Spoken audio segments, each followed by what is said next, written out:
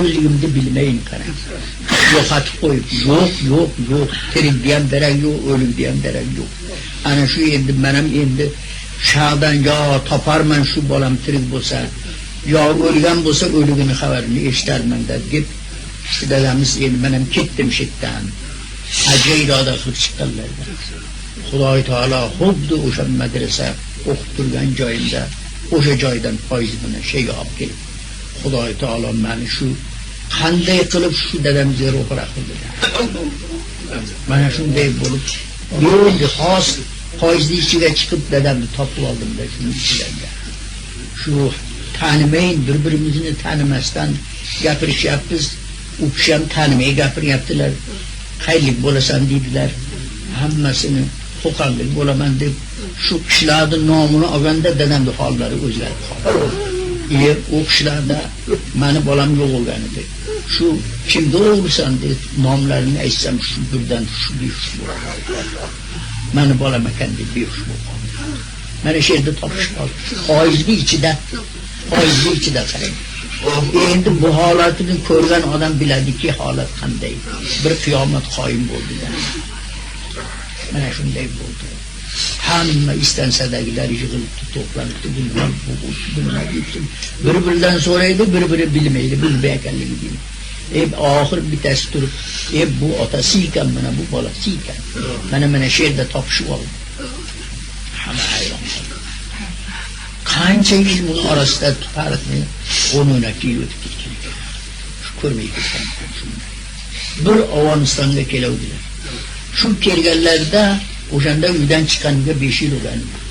Shunda olib ketgani kelib, shu musulmonovatdan olib ketsam seni, yana Kofiristonga olib borsam, Xudoning oldida nima javob beraman? Endi men seni sheyga qo'yib ketaveraman endi. Mana shu yerda o'qurdim. deb o'zlarini qasddan nechaga tashab ketdilar. Shu oramiz yo'q bo'ldi shundan. Men betdan ketib oldim. Hindiston ketib oldim. Bu kishi shundan yo'qotib qo'yib, keyin kelib istab topolmay, u odam aytdi shu qiblaga qarab ketib olgan bilmaymiz deb qarab ketgan. Ana shu bilan yo'q bo'lganda. Bunday yo'q. Hatto kitobat yo'q, hech narsa yo'q. Ana shunday bo'lib judolik bo'lgan edi. Ana endi oxir umrlarida xizmat qilib qoldilar. Oxir umrlarida hajga olib borib bu kishini o'sha yerda xizmat qilib Absimga ko'tarib yurib Baytullohning atroflarini aylantirdi. Tavof qildirdi. Mana shunday holatlar bo'ldi. O duolarni oldim, juda roziliklarini oldim. Ana oxir umrlarida go'yo bir asoda u kishiga shunday tiyanchi bo'lib qoldim.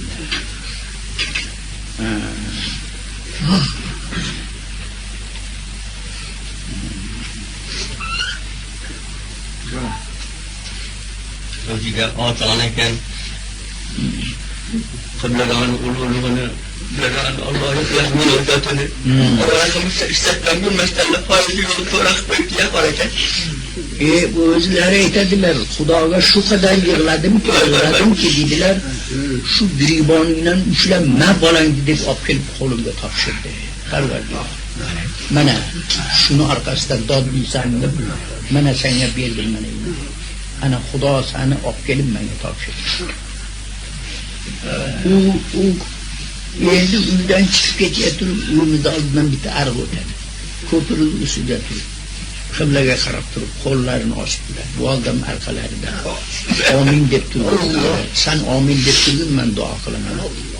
O onamiz amin deb tursalar, bu kishi nima deb duo qildi? Parvardigoro, ikkinchi mana shu yerga keltirma meni. Ikkinchi mana shu yerga hargiz hayotim bo'lsa shu yerga kelmayin, o'shada o'limim o'shada bo'lsin, bolam ham o'shada yo'qolib ketdi, meni ham o'limim o'shada bo'lsin deb duo qildi. Onamiz yig'labdilar, endi ikkinchidan ham ajraydigan bo'ldim-ku endi. Undan ajrovdim, undan ham ajraymanman endi deb yig'lab, nimaga bunaqa deb duo qilasiz, nimaga deb onam shuna dermishlar. Yo'q. Xudo meni keltirmasin deydi. Xuddi aytganlaridek Xudo keltirmadi. Alloh duolari ijobat bo'ldi. O'sha yerda kasallanib qolganlarda aytdilar. Men aytdim, doktor nima qilaydi siz yo'q. Men duo qilganman, mana shu yerda o'laman deb duo qilganman.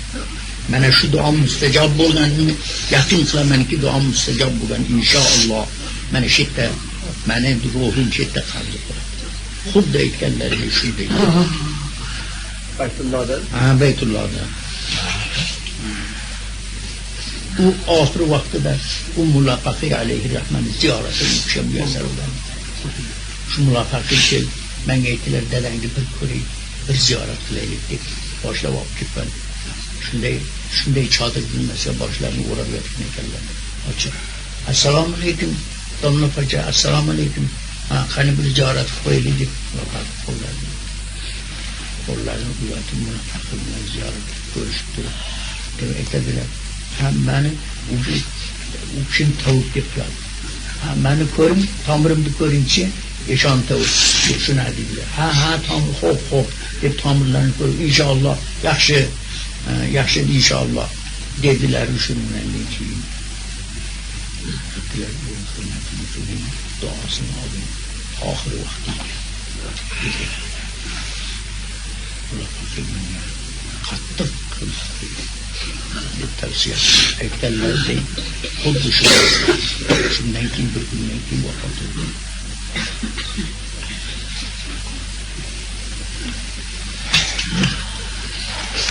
Agar andak kechikib foyda o'tib ketadi, shu bilan tamom shundan ikkinchi ko'rish yo'qmi?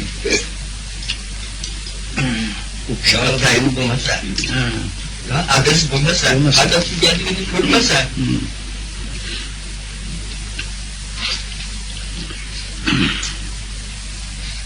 Hashnalik alomatida Alloh yo'lda to'g'ri qilib berdi.